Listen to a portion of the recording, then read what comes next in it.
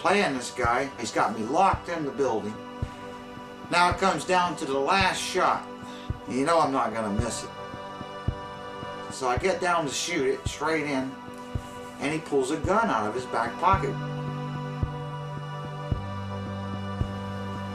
And he says, if you make that 9-ball, I'm going to shoot you between the eyes. I've been having a tough time. It didn't take me long to think about all that, because I don't have long. I looked at the guy and I said, sir, things can't be any worse than they already are. You're just going to have to kill me. Wham! I knocked that ball right in the back of the pocket. And I stood up. He took the gun, put it back in his pocket. He says, you were one of the best players I ever seen. Paid me my money and let me out. And that was the end of that story.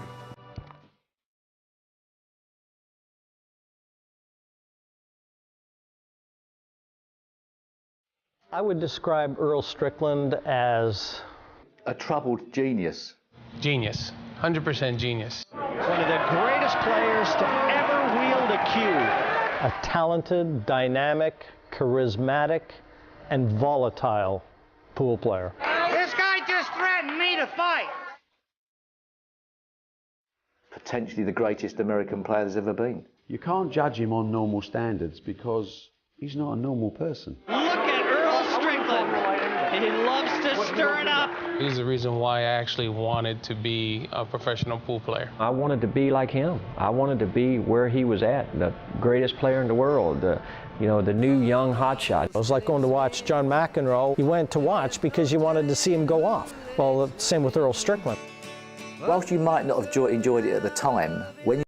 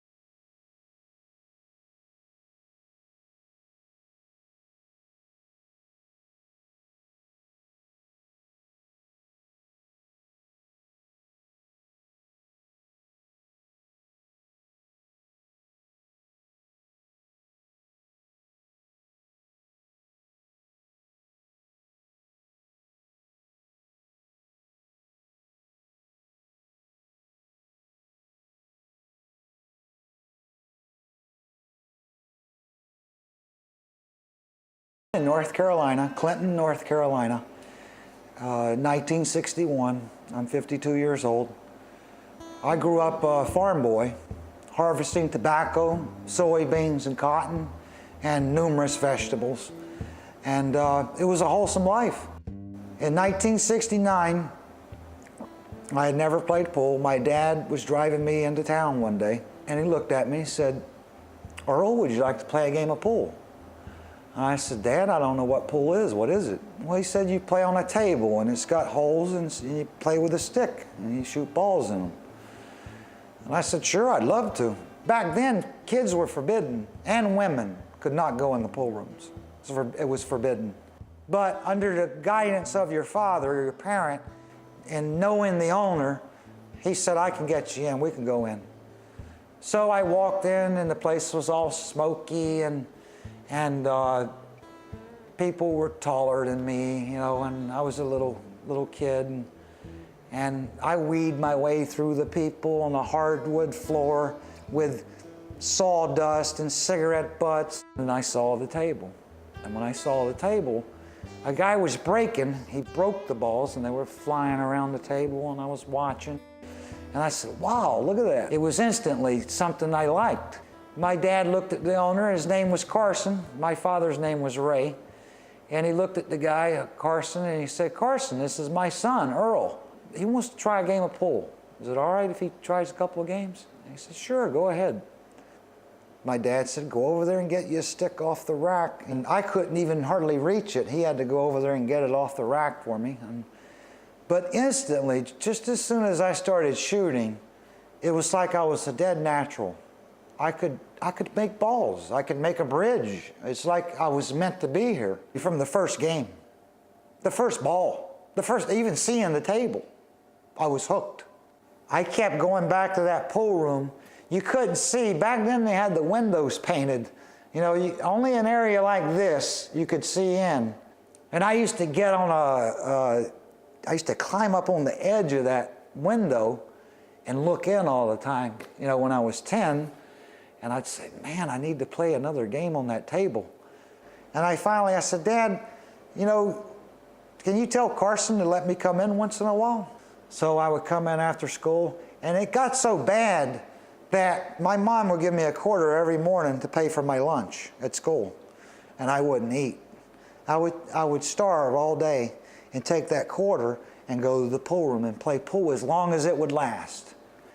I mean, I starved many a days at school just to play pool. I loved it that much. The game overwhelmed me.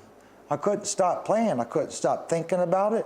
Even when I was in school, I was making a bridge. I was figuring out angles and the way to play. I'd do anything to get a little money to go in there and play. I would go harvest tobacco for other farmers. And my grandfather was a farmer too, but he didn't pay, see, so he wanted me to do everything for free, so I had to go and find other odd jobs so that I could get money to have access to play. One day I was in there playing, I had about 50 cents, I think, and I was playing the garbage man, the guy that collected the garbage in our little town. So he says, well, let's play for something. I said, and I looked at him, I said, you can actually play for something? He says, yeah. Not only the dime, he says, no, we're gonna play for 10 cents extra. I says, you can do that? He says, yeah, we can play for an extra dime. I said, okay. So I wound up beating that guy out of 50 cents that day. And I was amazed that now I got more money than I had when I went in there. I said, this is amazing. I actually can earn money doing this. And that was the end of the end there. But there's one guy I can't beat. And he beat me unmercifully for years. And everybody would be sitting around, the Coca-Cola man, the Dr. Pepper driver, all sat around watching me play this guy, watching me lose every time I play him. And they would always say when I would lose, they would say, Earl, you're never gonna be as good as him. He's better than you. And I would cry, and when he would beat me, I would start crying and walk out like this, crying, and I'd walk all the way home. And I would sit down in a ditch and just cry. In a ditch, there might be a snake there, could bite me or anything, I didn't even care. I would lay in that ditch and it wouldn't matter if I died or not. One day, one Saturday, there was nobody in the pool room. And two black guys walked in. And I was on the front table hitting balls. A guy walks in with a black, it was a road agent. We call them road agents, you know, with a steerman and a road agent. The steerman knows where to go, and the road agent's the player. And they said, anybody here want to play some $5 nine ball? And Carson looked at it and said, right there's your player. And I looked up and I says, you guys want to play some $5 nine ball? Sure, come on. So the guy beats me out of $50. And they left. Maybe 2 weeks, 3 weeks later, the steerman walked in. I said, where's your road agent at? He says, I didn't bring him with me. He says, I didn't come here to play you. I came here to talk to you. I said, about what? He says, I want to take you around. I says, I never seen a guy as talented as you at your age. He says, it's unheard of. He says, you gave my player a rough time. He says, I want to take you around North Carolina. I says, well, I can't go anywhere. You know, my dad, mother, and father wouldn't let me do that. He says, well, that's what we're going to do. We're going to go out and talk to your mother and father. I said, what? And you're talking about a time when blacks and whites lived totally apart. You understand? They had a section and we had our sections. You know, it was a racial time, you know. And I says, you're gonna walk into my mother and father's house, a black man, and get them to let you take me somewhere. I says, you're not gonna pull that off. He says, let's go out there and try. And I didn't even go in the house with him. He went in there and he talked my mother and father into it. I couldn't believe it. He was a smooth talker, that guy. He really was. He taught me a lot. He taught me how to walk into a place and size out the players, start from the weak ones, work up to the strong ones. But he taught me how to milk the situation a little bit, which I never liked anyway. I've always been a headhunter, and I always will be. I never was a hustler. I want you to know that for sure. I was always up front with my game. You know, it was a beautiful time, it really was. I wish I could go back sometimes, I really do. Then my father took a job in Houston, Texas. And that's what changed my life forever.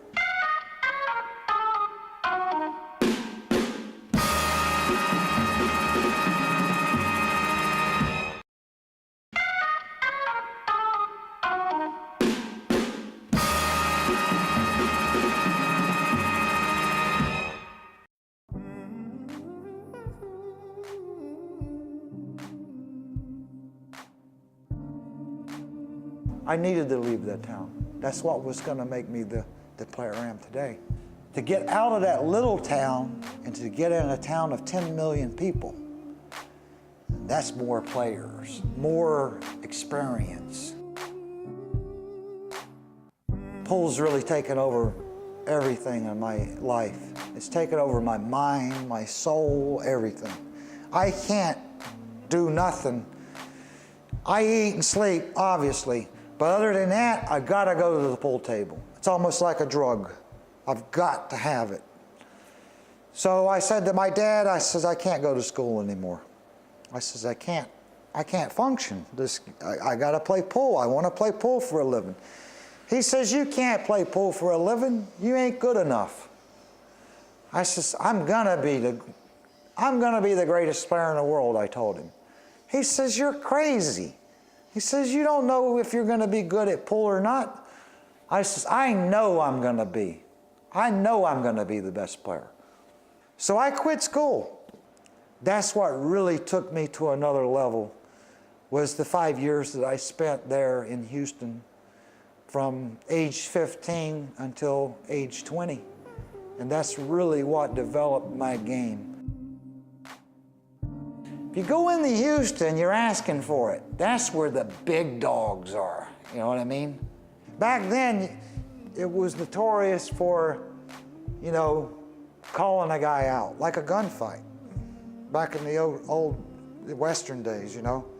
If you called a guy out, he had to come out and fight you, you know. That's the way I was. I was notorious. No one will come to Houston.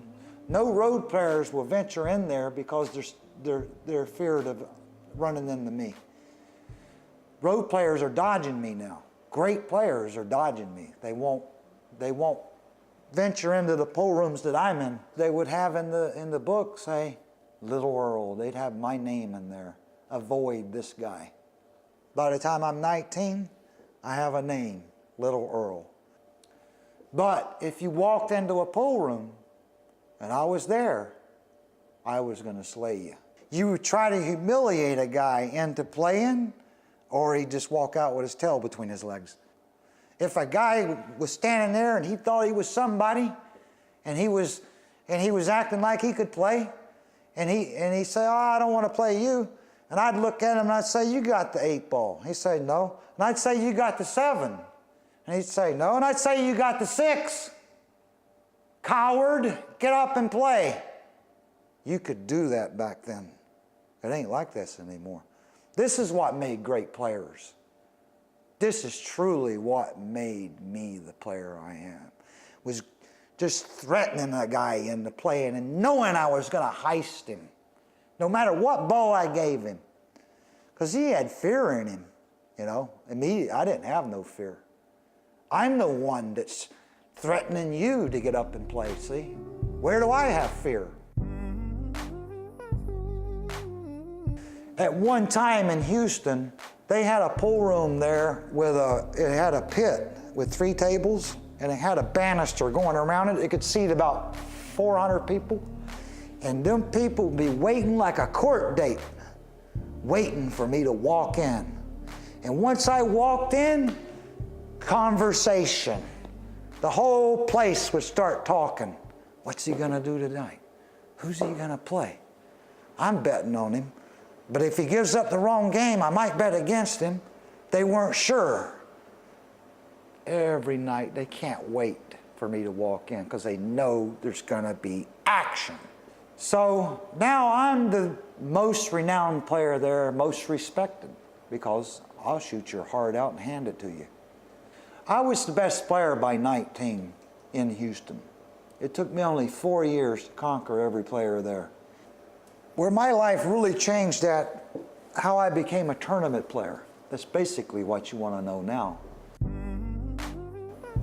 So now, I come in the pool room one day, and they say they're going to have a tournament. So I looked down on them, I said, what in the world is a tournament? If you played tournaments, your face would get known. So the code of the road back then was, for the greatest players, were not to play the tournaments. That way they could still sneak up on people, see? But the whole time, I knew there was something else missing in my life. I kept saying to myself, this is not really what I want. This gambling, this notorious threatening people, spotting them. And so I told them, I said, okay, I'll play the tournament. So I won the tournament, obviously. They were right. But the thing that got me, this is what made me change my career from a gambler to a tournament player, all in one instant like that. After I sank the final ball, everybody stood up and clapped. I'd never heard that before. See, people don't clap for gamblers. There's only one life. You gamble, you win, you lose. I felt something inside of me when they stood up and clapped. And then a guy walked over and said, I want your autograph. And I thought, I says, you want my autograph? I says, and I'd never felt nothing like that. I changed just like that. But once I realized that there was another life, a better life, a life where I was appreciated, that's what I wanted. It didn't take long for Strickland's new life to reap the rewards. His first televised title came in 1983 at Lake Tahoe, and from there he never looked back. The following year he captured the first of 5 U.S. Open championships, more than any other player in the history of the game. He was the new force in modern pool, a fearless shot maker, young, brash, and a talent like no other. There have been very few players, very few sporting individuals that I've met in Q Sports that have that aura. He can come with any shot at any moment. I mean, at any time, he's going to just come with it. You just know there's no place safe. What a shot! What a shot from Earl Strickland. I was the best shooter. I've always been the best shooter. His aggressiveness at the table when he's playing is unbelievable, watching what he can do. And his cue power, I've seen him do things at the table that I would defy any player to do. Great shot from Earl Strickland. That's a clinic shot. You can learn so much from him. And, you know, of course, his pace of play was so great. Don't think I can't play fast. I wish there was a short shot clock to where you had to run to the next shot. He can put the fear of God in anybody playing. You know, it was just so wonderful to watch. Just the naturalness of the player around the table. Spent no time whatsoever working out the shot. Knew, he was like he had the best internal sat-nav I've ever seen. You know, that confident arrogance and that self-belief, it's something that Earl has probably 5 times more than any of the top players that have ever lived. Since about 17 or 18, long there, nobody's been able to shoot better than me. There was times I even remember commentating and saying on air that if there was one player in the world that you could have to shoot one shot for your life, Strickland might be top of everybody's list. I don't think nobody in the world can outshoot me when I'm right. Strickland's meteoric rise in the game had taken the pool world by storm. By the mid-'80s, he had beaten every one of the world's best. As fellow nine-ball legend Mike Siegel once said, it was clear that Earl was the next generation. He was one of the most powerful threats ever. He's the type of player I could be leading 8-2 in a race to 9, and if it's his break, I don't like my chances. He's absolutely right. Well, see, Mike gambled with me before we ever played in tournaments. This ain't chump change we're playing for. We're playing $30,000 and $40,000, $50,000 sets.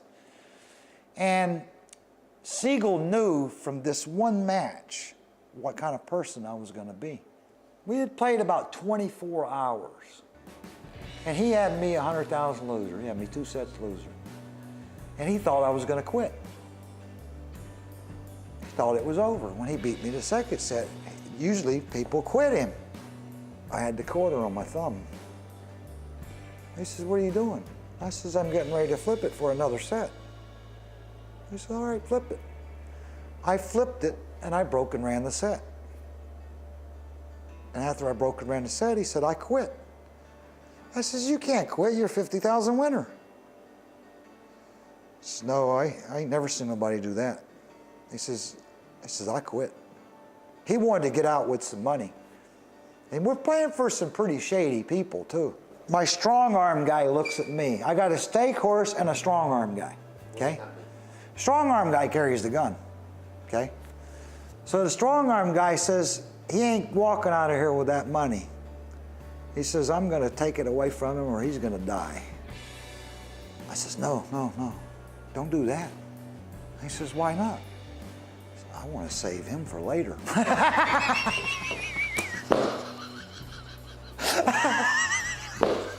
Slightly scary character, really, Earl, because he's borderline mad, eccentric. He's an enigma, really, because he can be one of life's most charming characters, and then he can be a little fireball when he wants to be. Siegel knew who I was going to be after that match. I wasn't afraid, and he saw that. With his fearless style, a match for anyone, Earl Strickland secured back-to-back world championship victories in both 1990 and 91, a feat still unmatched in the game today. But his career-defining moment and finest victory of them all came in Cardiff 2002, a tournament that would see Earl Strickland become world champion for the 3rd time at the age of 41. I'll tell you what, that's one of the best matches I think's ever been in the World Championship Finals. That win against Bustamante, I mean, he was well behind, trailing at the latter stage of it. Certainly at that point, I didn't think he was going to win the match. Not many did. But it looked like he was going to blow me out at any moment because he kept the 3-game lead right from the beginning. I wasn't making easy shots either. I was making really difficult shots. He's got that cue ball dancing right now. It seemed like every shot that I had practiced and trained in my life came up in that match. And it said, "Now get up and make it." Intensity personified, Earl Strickland. And I'm sitting there and he's getting ready to break at 15-13. I don't know, a nervous energy hit him or something. And when he broke, he hit a little bit too low on the ball and it drew right in the corner. And I jumped up, this is it. If I don't take it now, I'm not going to win this event. And I played perfect from there. That's one of the greatest wins I ever had. It really was. Cardiff 2002. I'm going to tell you, that finals I think was the best finals ever. It meant so much to him because for a number of years he was starting to become not the forgotten man, but the forgotten man on the podium. And he proved them all wrong that tournament. He was unstoppable, but it was more the relief that got him on top of the table, because I don't know how he would have coped with failure. It's probably one of the most memorable sights in 9-ball pool. Sometimes you only get one opportunity to do something you really wanted to do, and I always wanted to do that. I always wanted to jump on the table. After a really nice win, though, that was the perfect time. His shout, "I'm the king of the world," was a statement probably to himself more than everybody else. As Bill Shankly said, it's not a matter of life and death to Earl. It's much, much more important than that. The way I hung in there and won that title just proved how great a player I really was at that time.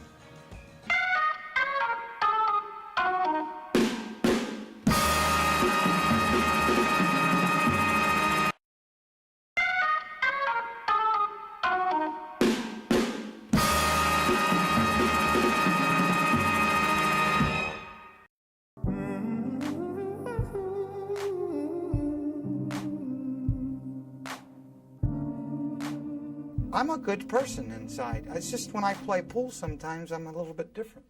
Earl Strickland's reputation as a great of the game is a given.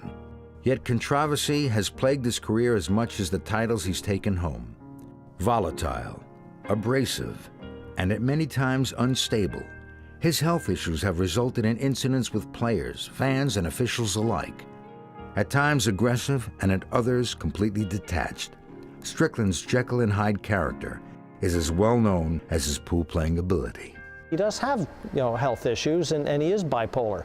And everybody that's been around the game for any length of time knows what Earl Strickland is capable of. Capable of pieces of brilliance that other people don't even contemplate, but at the same time, this Jekyll and Hyde character outside and onside the table with massive mood swings. One of the greatest players to ever wield a cue. He's an enigma, but he walks such a fine line. I was about to get in a fight with a guy in the audience. I'm a great player. I think I'm a remarkable person. Certainly I've had, ups and downs and I've had situations where I may have degraded this game, but only because you made me do it. Only because you pushed my buttons. Only because you didn't do the right thing. That's what made me degrade something here and there. There's a switch that, he has to put on, and has to turn it on. And that switch is, a very volatile switch. It's his demeanour in between racks, his relationship with the crowd, his relationship with his opponent or the referee. It's just certain things can unhinge him. He's not understood well. I think Earl's definitely misunderstood. You should have to, play like how he plays, with the fire, the passion. So if you don't show that and you don't do that, I think he gets upset, like you're disrespecting the game. People don't understand really where he comes from. I think he's a genius, an absolute genius on the pool table. Well, I'm borderline in genius and insanity. There's no doubt about it. Geniuses are not normal people, and if you take out all the bad things, you're not left with the genius, because it's part of the mixture, the chemistry that makes these type of players so unique. The antics didn't start until about the 90s with me, but that's when people started picking at me. You started picking at me, I started getting mad. Sometimes you have to think that the worst advice Earl ever got was just be yourself. He's the sort of player that when he's good, he's unbelievably good, as long as he can keep himself controlled. And sometimes it's a fine line. You think this is some kind of game or something. It ain't no game. I'm dead serious. I'll shoot your liver out and hand it to you. He comes across a little misunderstood because of his outburst. It's heating up again. Well, you ought to be ashamed of yourself. The way he gets his point across is not always the best way. It's like he's in your face. The crowd's there, and he's an intimidating player, believe me, because he's one of the few guys that can turn the atmosphere into one where there's a lot more pressure and still perform at a high level. You shut them up too. Don't only pick on us. I'm sick of listening to people tell me how I trashed and burned this sport with my antics. John McEnroe had the same antics. His game didn't dissolve, did it? You can almost physically see the change in his face, in his eyes. That blank stare, that blank glazed look, staring into nothing. And now the switch has been hit. I think he gets, treated unfairly sometimes, but, sometimes he's his own worst enemy as well, so there's no off switch. We're an extreme sport. Let me tell you something. You know how hard it is to learn how to play pool? The only thing that I know that's harder than pool is dying.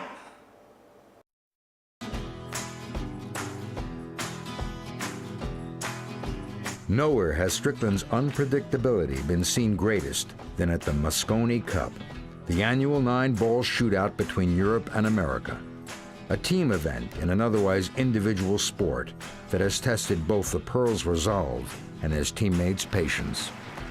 A hostile environment where the best survive and the unstable become the undone. If you don't enjoy the Mosconi Cup, you don't have a pulse. What a shot! How do you do that? Look at the celebration! Wow! The bicep of the American body. Just a massive upset! Oh, boy, what a way to roll the ball in, huh? The American dominance continues! Europe, glorious! The first thing a guy said to me, I'll never forget it. I go to the table, I go to shoot my first shot, a guy yells out, "We did away with you once and we'll do away with you again." I wanted to kill that guy. I'm not sure how much of a team player he is. He's always been an individual winner. He's never been the type of player you could rely on to give 100% for the team. He gives 100% for the game and for Earl Strickland and the way he likes to play the game. It was the first time I'd ever played any kind of team event. I'd been totally an individual up until then. The fact that Earl Strickland was in the team gave it even more of an edge. In a way, he epitomised the enemy, even though the other players sort of went, "No, he's not with us." A whole new concept, you know, of learning how to play pool with each other, you know, and root for each other. You don't do that in individual pool. You don't sit around and root for a guy. You want him to lose. His fiery attitude did go into the practice room, did go into the players' room a little more than I'd liked. We're on edge, we're kind of tensed up, and anything said, anything done is magnified. I keep the fire under these guys. I don't ever let them take it easy for a New York minute. I'm on them like a cheap suit. Certainly you want to win. You don't want to lose to a continent or a country that doesn't really play pocket billiards. And no, it was important to win. Oh, he just broke his cue. He's just snapped his cue. He was never a popular choice amongst a lot of the other American pool players because of his, you know, volatility around the table and off the table. But I, looking from a distance, was quite amused by what he used to get up to. Obviously, it was hard when you played him because he was quite aggressive on the table. Strickland jumps out of his chair like a predator. We kept coming up with the right players that could handle the situation. That's the key to the Mosconi Cup, you know. I was all business. And look at him! Look at the crowd! Look at Strickland! Unbelievable! He was just getting himself in that state when he played, for whatever reason, and he couldn't help himself. I don't care if you're playing a guy that really doesn't know anything about the game or not. Make him break from the middle and he'll break his hand. Europeans are very stoic, emotionless. Earl has trouble dealing with that too, because he likes to see the game played with passion. If I was playing the way I did when I was 21, 22 years old, this tournament would end 2 days early. Because you don't know what he's going to do, it's a total risk. I mean, we've gone from one side where he'll get upset with some noise from the crowd and he wants to fight people. I mean, physically fight, he'll ask them outside, you know, which is not good. At one stage in a match, it's the only time it's ever going to happen. Earl, by this time, was having a running argument with the crowd. Got his cue, turned it round and went to the crowd, "Come on then, do you want some?" And he was ready to smash somebody with his cue. And I was looking, thinking, what's going on? I still think the fans are a little ruthless. I know they're not quite as, they don't show quite as much etiquette as I would like. You're the idiots. Those are your people over there. If she's a fan, I'm the Pope. But, you know, you have to weigh that up against what he brings to the party as well. He's capable of winning matches in positions where other people aren't. He's capable of playing shots that other people don't see. So it's very much a balancing act. If you want an exciting environment, living on the edge, put him in. But stand back, light the blue touch paper and be prepared to leave the room. He wants to dominate, he wants to control. And when he doesn't have a situation that he can dominate, well, Mr. Hyde. And look at Strickland! Bitterness personified! And Strickland has just lit a fire under Team Europe that he didn't need to light. That means he's really fired up. That means he's really here to win. That's his way of expressing it. What really makes the Mosconi Cup is the fact that the Americans have to play better because they're being tormented a little more. So you need guys that can handle those situations. When I get in the heat of battle, I'm liable to come undone at any minute.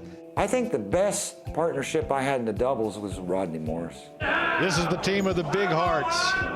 Rodney Morris and Earl Strickland. I love playing with Earl because I know that the other guys on the other side of that table are scared. We were unbeatable, literally. I mean, we just, you know, our games were identical. We just like clicked. It was just quick, fast. Earl was like, man, I like playing with you. You don't sit around and look at the table, you just shoot. You're like me. He says, like, I'm playing with myself. They never lost there for years. And just to see that, of course, that was a no-brainer to put them as partners. Said, who we got? Okay, well, we know Rodney and Earl's going to play together because they don't get beat. Are you coming back tomorrow? You better. Can it get any better than this? We're great shot makers. If he leaves me tough, he says, oh, you're a great shot maker, just make it. This is a dream come true playing with Earl, you know, as a partner. I grew up watching him play, so, you know, to be in the same building with him is, you know, it's awesome. Because, you know, I was a young, you know, kid, and that's the reason, he's the reason why I wanted to play pool. I love him to death. How can you not? He's just a great talent. Earl Strickland's finest and most emotional Mosconi moment was to come in 2005, when his peerless performance throughout the week was recognized with the MVP award. I've never, ever shed tears in my life, but that's the most important thing I ever got, that MVP. There's a lot of great moments for me, and there's a lot of bad ones. You know, I guess I should cherish the good ones and just forget about the bad.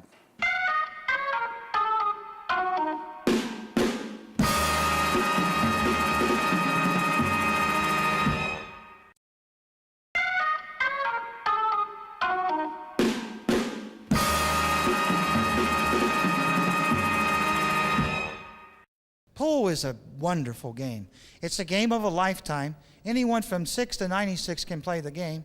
You can play forever if you can stay healthy. It's just a wonderful game. Pool's just a victim of circumstance. I think it's one of the greatest games ever invented.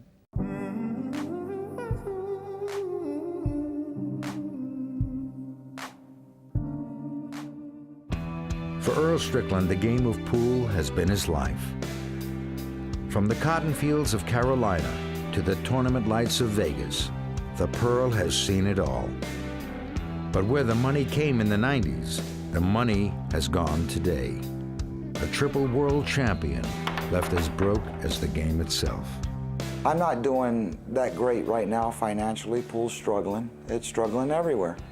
You know, pool gave me the opportunity to make good decisions with my money. I made a lot of money playing pool. I made bad decisions, so it's not pool's fault. It gave me the opportunity to have a better life. Whether I choose, how I choose to do it is up to me. It's not pool's fault. I live in New York City in Queens. I can make a living there. If you go to a city of a few million, you can't get enough work. Exhibitions are gone. I have to live in a city of 30 million people to make a living. But I'm lucky that I still have a name. Every time we get some hope, it's just dashed. Now you can't get a game for $10. I ain't never seen nothing like this. I thought pool would have exceeded a lot further. We don't have any hype. We have no hype. We're all broke. There was times in my life I was totally unbeatable, without a doubt. You know, you can't take the titles away. You know, the world championships, forget about the gambling. You know, I was a gambler in the beginning, and that's how I had to start. Kids today won't start like that anymore. I don't know that they'll be the player I was.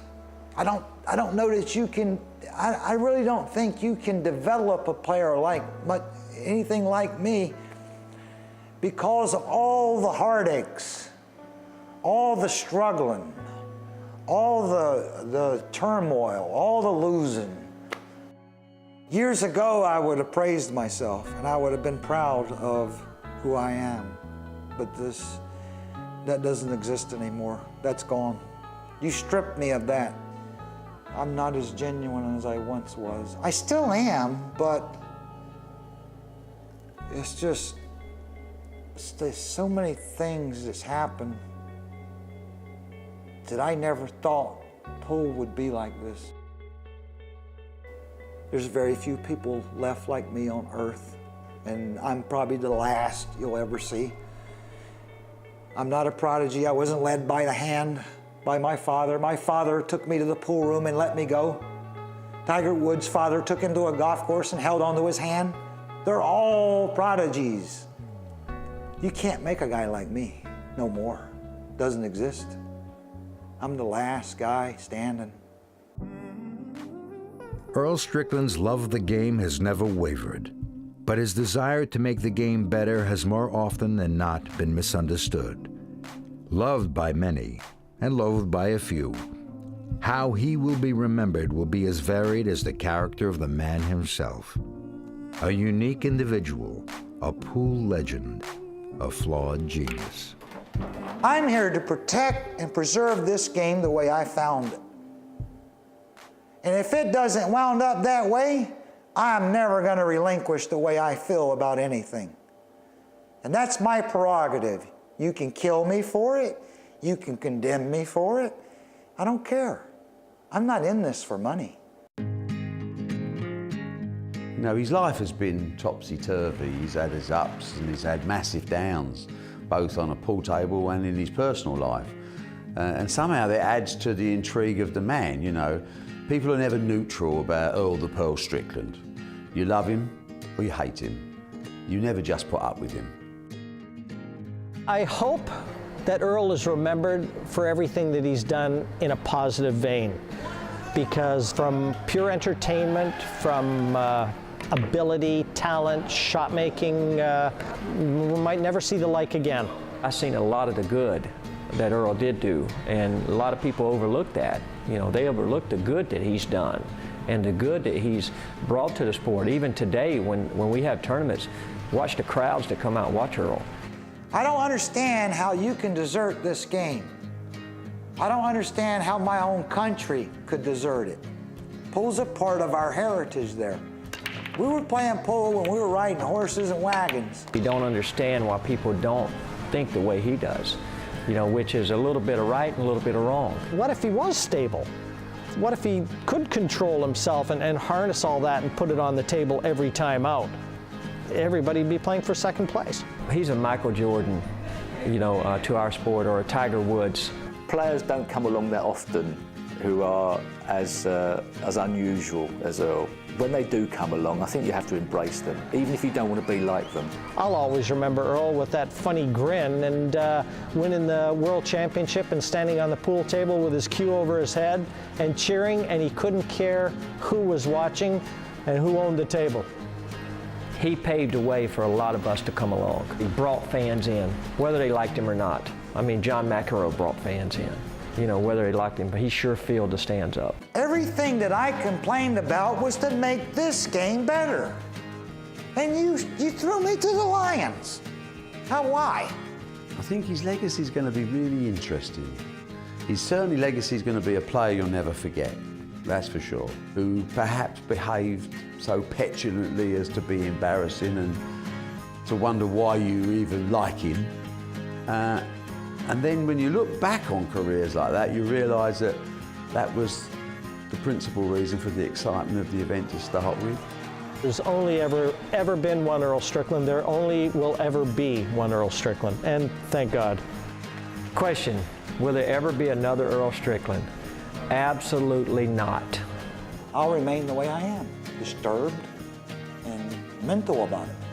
You know, that's just the way I am, and I don't understand how you can let this game die. That's what I really can't understand, is how you're letting the game die. It's a great game. The legend, that is Earl the Pearl Strickland! Member of the Hall of Fame. What a formidable force Earl Strickland can be. 3 times a world champion. Strickland has kept the USA alive. 5 times a U.S. Open champion. He's one of the best-known cue sportsmen in the world.